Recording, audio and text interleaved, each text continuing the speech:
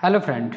इस लेक्चर में हम सभी डिस्कस करने वाले हैं difference between plan and map. बहुत इंपॉर्टेंट पॉइंट है कि प्लान और मैप को समझना। ठीक है, तो सबसे पहले प्लान का पहला पॉइंट देख लेते हैं। Graphical representation to some scale of the features on near और below the surface of the earth as project on a horizontal plane. ठीक है, प्लान जो ड्रॉ किया जाता है ये भी ग्राफिकल रिप्रेजेंटेशन होता है। कुछ स्केल्स फीचर लेकर हम इसको प्लान ड्रॉ कर लेते हैं।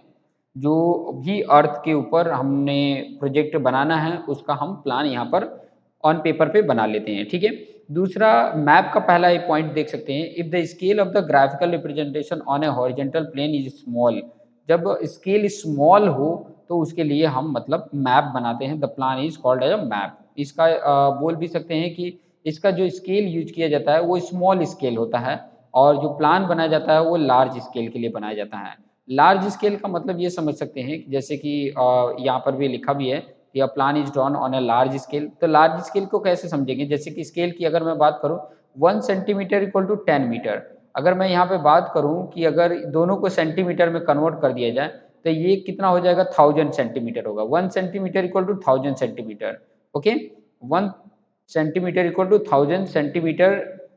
वैल्यू अगर यहाँ पर देखने जाओगे जब रिप्रेजेंटेटिव फ्रैक्शन में यूज करते हैं, जब सेकंड चैप्टर में आप पढ़ोगे तो और आइडिया मिल जाएगा कि किस तरीके से इसको लार्ज स्केल बोला जा रहा है और किस तरीके से इसको स्मॉल स्केल बोला जाता है। ठीक है, क्योंकि ये जो वैल्यू है ना 1 सेंटीमीटर, कितने ज़्यादा वैल्यू को लिया जाता है वो स्मॉल स्केल हो जाता है। और जितना ही कम लिया जाएगा 1 सेंटीमीटर इक्वल टू कितना, ग्राउंड का मेजरमेंट अगर आपका कम है तो स्केल आपका लार्ज होगा। और ग्राउंड का मेजरमेंट अगर ज़्यादा होगा, जैसे ये ग्राउंड का है और ये वाला जैसे कि आपको मैं लेजर की हेल्प से मैं आपको बता देता हूँ, with the help of laser की, ताकि आपको आइडिया मिले। दिस वन, ठीक है। ये जैसे कि ये वाला जो आपका पॉइंट है ये आपका स्केल बताता है ग्राउंड का और ये आपका पेपर का। ठीक है, 1 सेंटीमीटर आप पेपर पे ड्रॉ कर रहे हो और ये 100 मीटर आप ग्राउंड का है।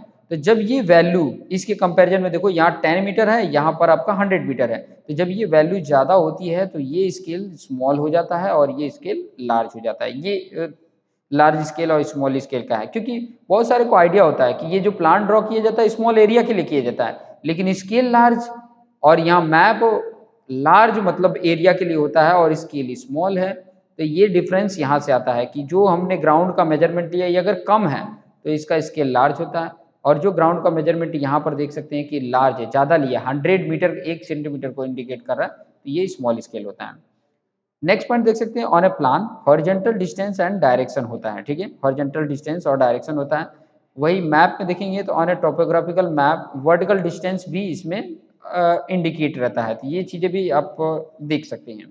ठीक है, draw for a small area जैसे हाउस है, ब्रिज है, इसके लिए प्लान बनता है। ड्रॉ फॉर लार्ज एरिया, जैसे कोई भी लार्ज एरिया बोल सकते हैं, गुजरात का मैप, कंट्री का मैप, वर्ल्ड का मैप, इस तरीके का डिफरेंस हो सकता है।